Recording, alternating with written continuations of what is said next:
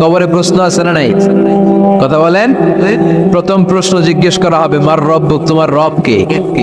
বলেন, আমাদের রব কে? ওমা দীনুক, তোমার ধর্ম কি?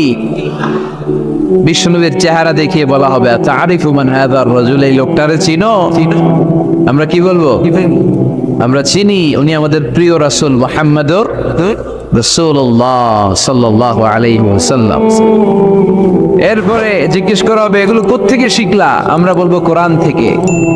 ফায়ুফসাহু লাহু কবরুহু ৭০ যিরাআন, সুন্দর সুন্দর উত্তর করতে পারলে আপনার কবরটারে ৭০ হাত লম্বা করে দেয়া হবে। ইফতাহু লাহু বাবুন ইলাল জান্নাহ, জান্নাতের দিকে একটা দরজা লাগিয়ে দেয়া হবে। ইউলবাসু মিন লিবাসি আহলিল জান্নাহ, জান্নাতীদের পোশাক পরিয়ে দেয়া হবে। জান্নাতের পোশাক কেমন হবে জানেন? রেশমের পোশাক। ওয়া লিবাসুহুম ফিহা হারির, the dress will be in Jannah with fine green silk with a gold embroidery. জান্নাতে যারা থাকবে তাদের পোশাক হবে পাতলা সবুজ রঙের রেশমের কাপড়ের পোশাক, যেটার মধ্যে গোল্ডের, স্বর্ণের ডিজাইন করা, এমব্রয়ডারি করা থাকবে।